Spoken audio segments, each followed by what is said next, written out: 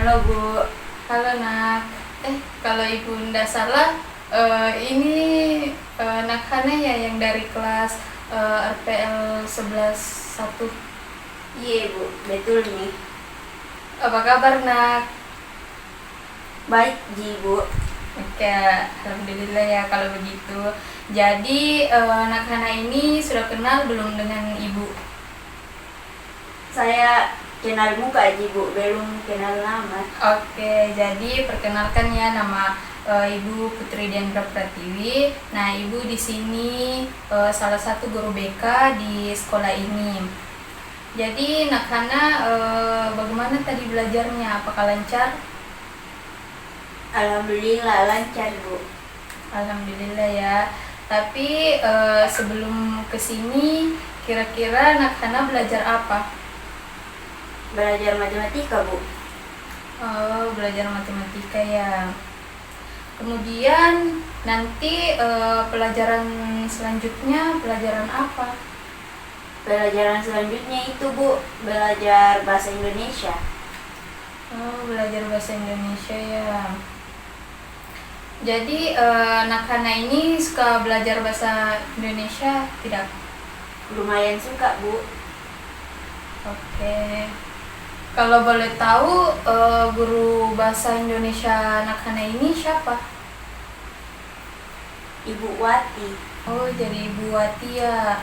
Nah, kalau menurut Nak Hana, cara mengajar Ibu Wati itu seperti apa? Menurut saya Bu, karena mudah dipahami dan Bu Wati selalu menjelaskan sampai kita sudah benar-benar mengerti Bu. Alhamdulillah ya kalau cara Bu Wati mengajarnya itu bagus menurut Nak Hana. Nah, kalau Ibu ndak salah, Nak Hana ini ketua kelas ya? Iya Bu, betul sekali. Nah, gimana rasanya jadi ketua kelas? Bagaimana kesan Nak Hana saat jadi ketua kelas? Agak sulit sedikit Bu, karena di situ kita harus mengatur banyak orang. Oh, jadi agak sulit ya Nak Hana. Jadi wajar ya Nak Hana kalau ketua kelas itu pusing karena harus mengatur banyak orang. Tapi di samping itu Nak Hana punya nilai plus, yaitu dikenal oleh guru-guru dan dikenal oleh guru-guru. Jadi semangat ya Nak Hana untuk jadi ketua kelas. Iya Bu. Baik. Jadi sebelum kita melanjutkan kegiatan kita pada kali ini, Ibu mau kita berdoa terlebih dahulu ya, agar kegiatan kita diberi keberkahan dan kelancaran. Baik Bu. Oke, doa menurut kepercayaan masing-masing ya.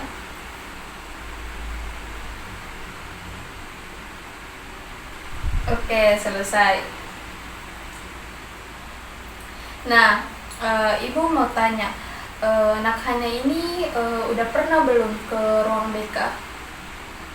Belum pernah Bu. Belum pernah ya?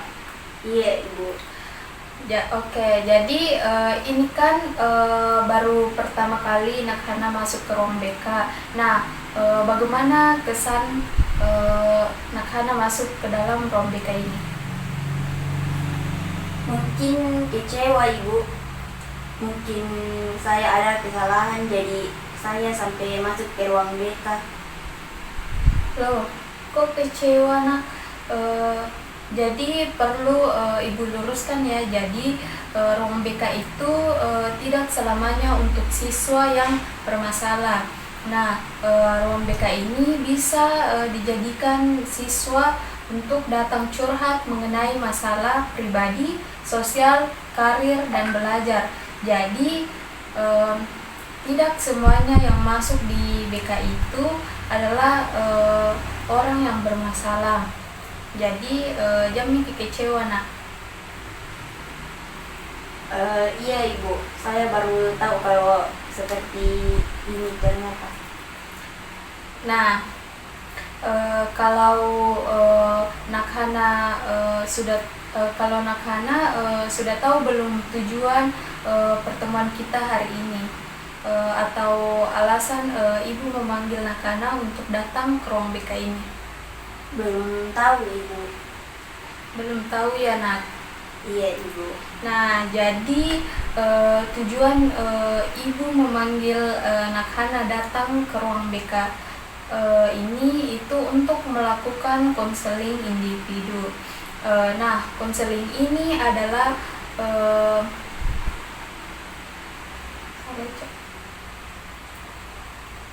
datang untuk melakukan konseling individu. Nah, Nakhana sudah pernah atau sudah tahu belum apa itu konseling? Belum tahu juga ibu. Belum tahu ya, Nakhana? Iya ibu. Nah, jadi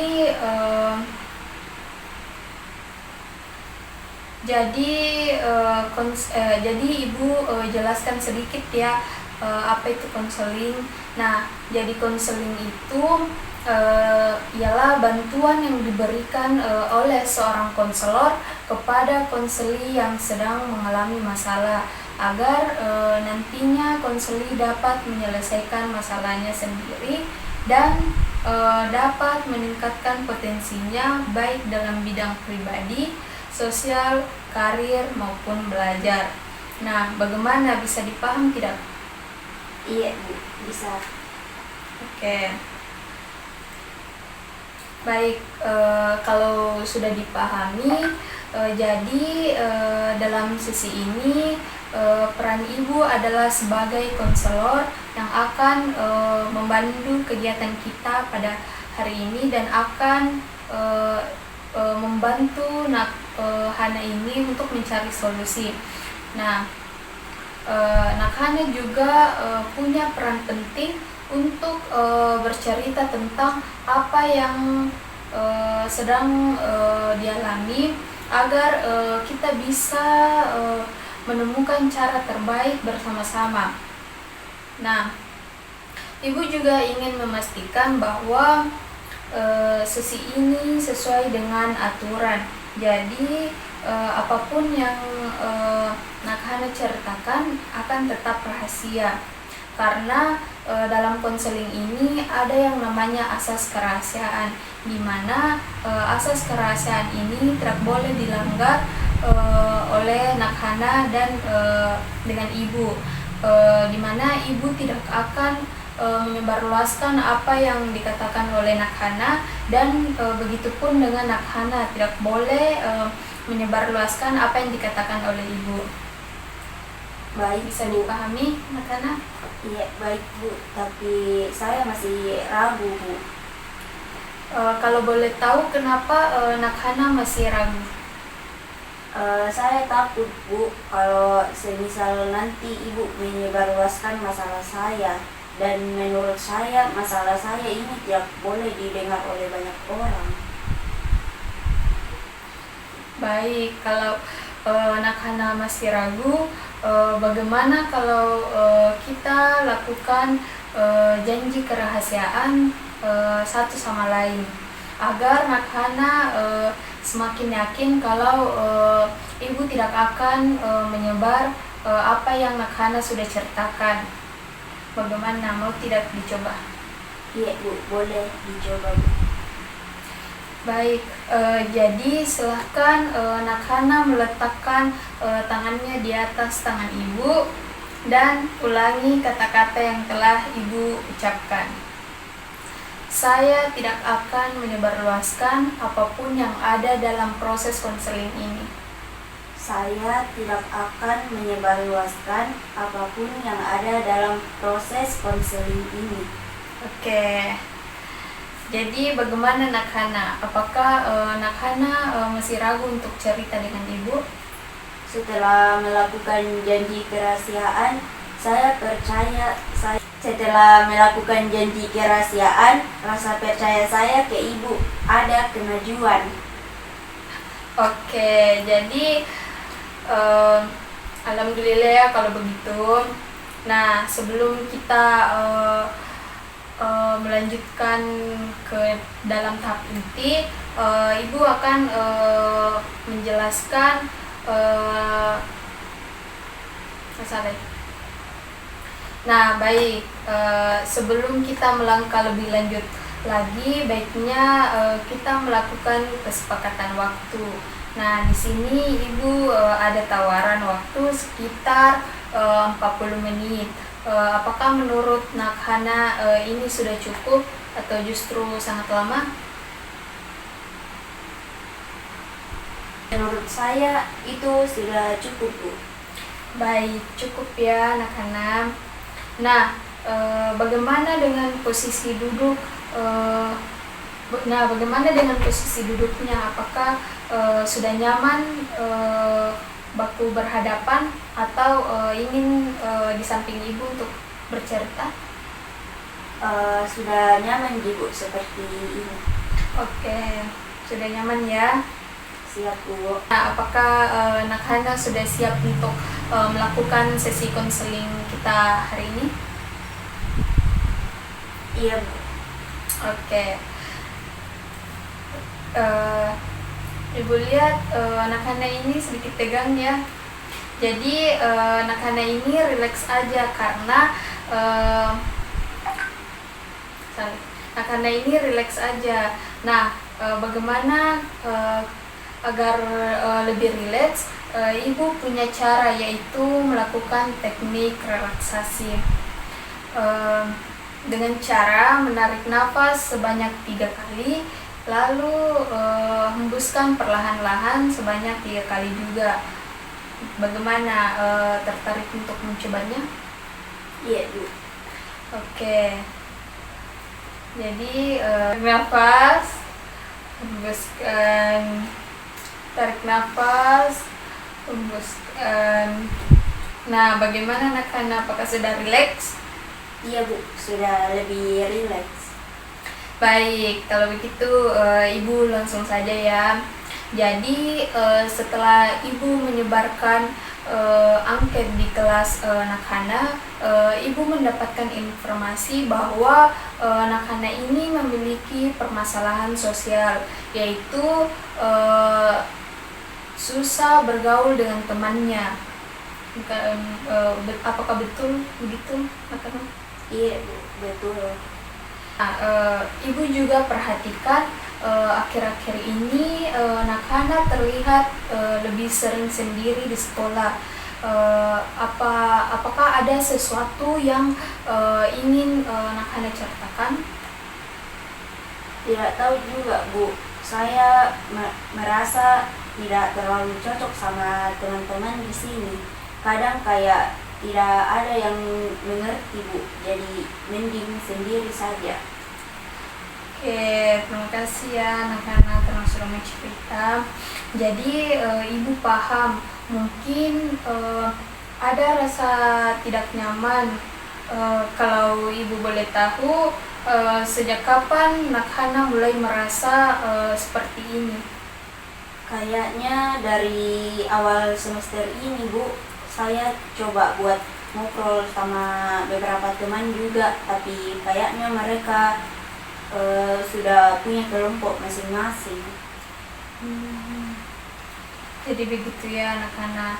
Nah, apakah ada kejadian yang tertentu yang mungkin membuat Hana merasa semakin sulit untuk bergaul? Iya, kadang ada yang ngomongin saya di belakang. Terus waktu itu pernah juga dikatain karena saya suka jawab pertanyaan guru di kelas. Jadinya saya malas ngomong lagi, Bu, karena takut salah. Jadi begitu ya Nakhana. Nah, dari yang Nakhana ceritakan tadi, Ibu mendengar bahwa ada beberapa hal yang membuat Nakhana tidak nyaman.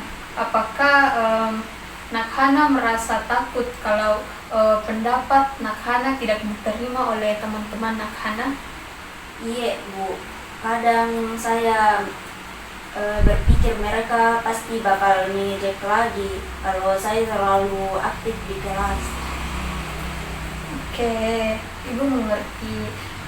Ini bisa jadi karena ada tekanan untuk diterima oleh kelompok lain. Pernahkah anak-anak mencoba mengajak mereka berbicara secara pribadi tanpa ada orang lain? Belum sih Bu, saya takut mereka malah makin mengejek kalau saya pergi dekati mereka.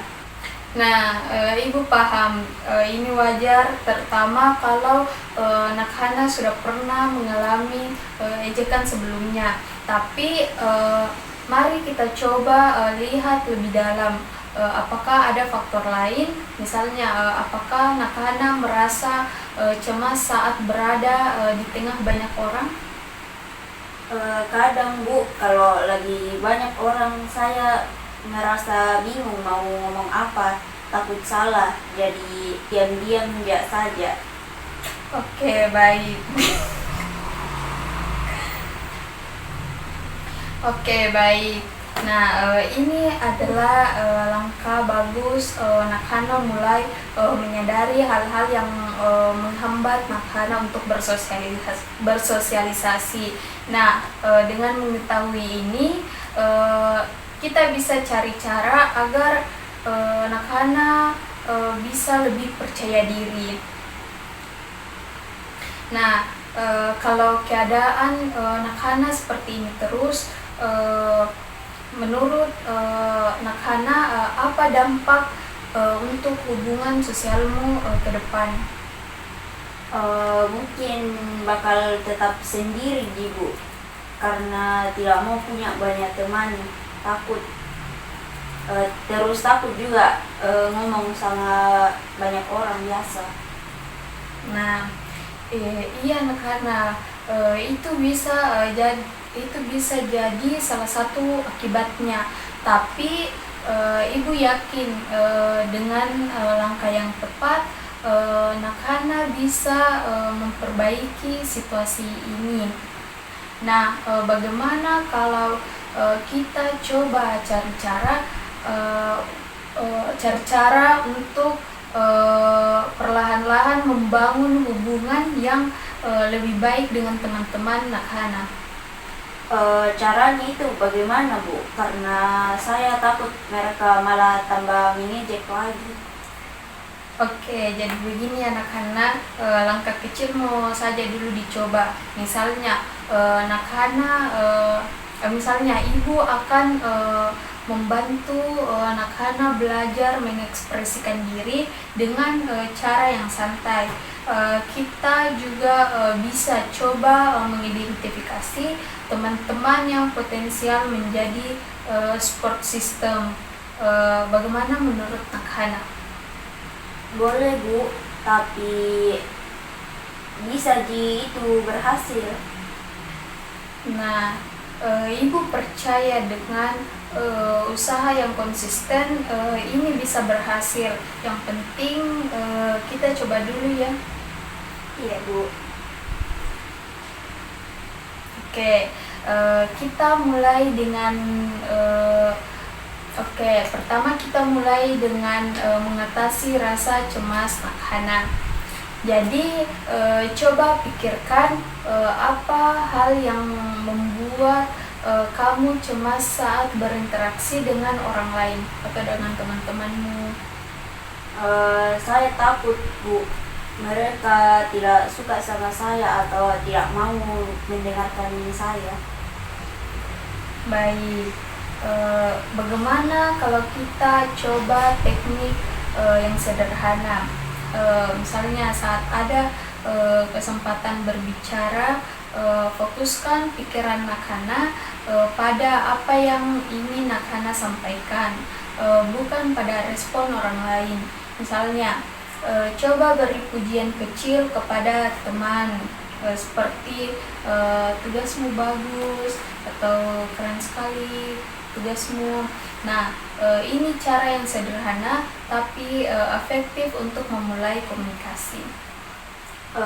Bisa dicoba Bu, tapi kalau mereka tetap cuek ji, bagaimana itu Bu?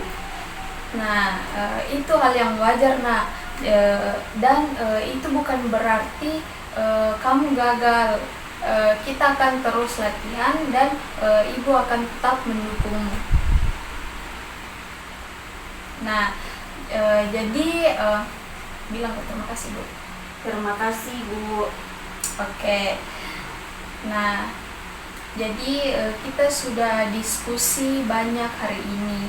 Menurut Nakhana, apa yang paling membantu dari pembicaraan kita pada hari ini? Saya jadi lebih tahu Bu, kenapa saya takut ngomong atau terus ulangi. Saya jadi lebih tahu Bu, karena kenapa saya takut bicara, terus cara-cara kecil buat memulai pembicaraan juga bagus Bu. Oke, Ibu senang mendengar itu. Nah, Ibu berharap Nakhana bisa mulai berbicara dan bisa mulai mencoba langkah-langkah ini. Ibu ada lembar LKPD yang bisa Nakhana isi.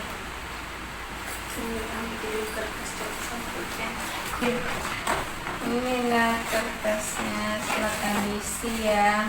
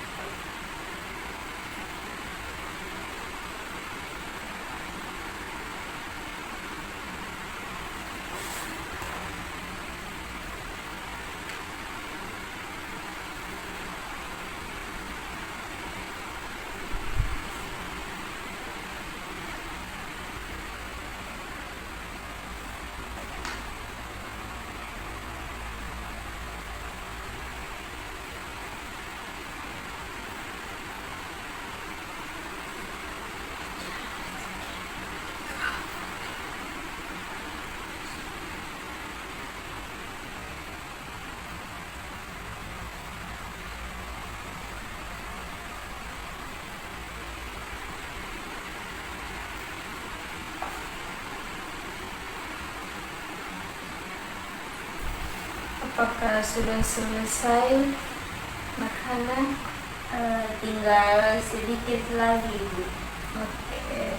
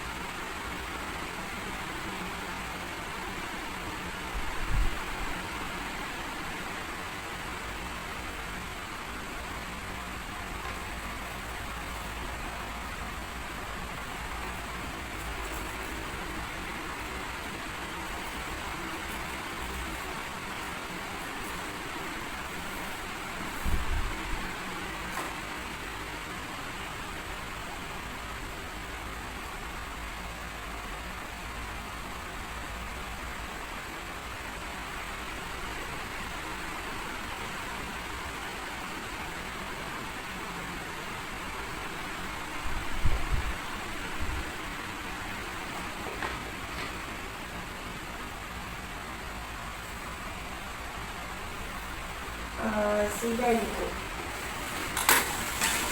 Oke, terima kasih ya anak-anak karena sudah mengisi.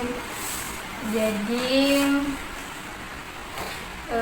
baik anak-anak, jadi perlu Ibu beritahu sesi konseling ini akan Ibu akhiri karena sesuai kesepakatan waktu kita di awal, kita akan melaksanakan proses konseling selama 45 menit.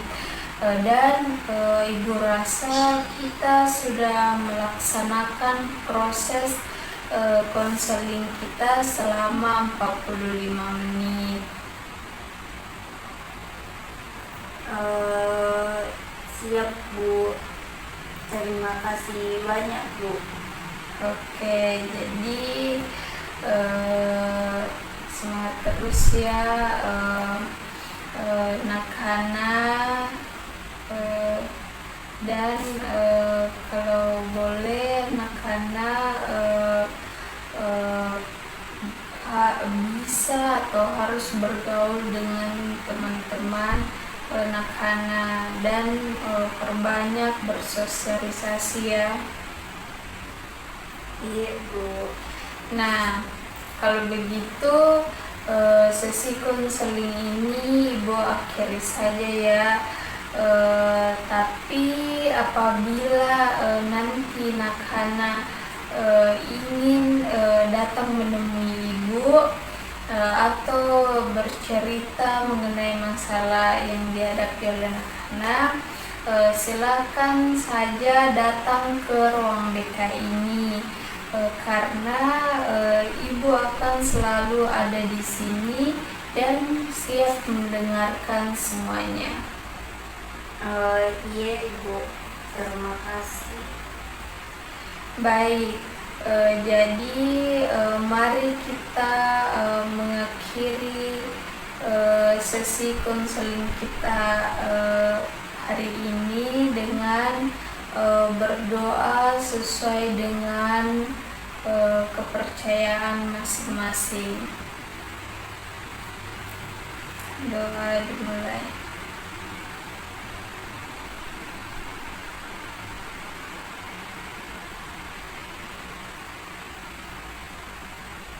Oke, doa selesai.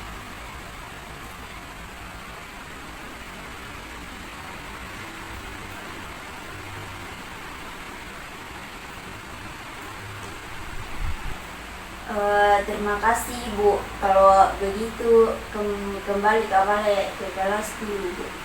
Oke, sama-sama Nak Hana. Silakan kembali ke kelasnya. Iya Bu. Sampai jumpa. Sampai jumpa Ibu.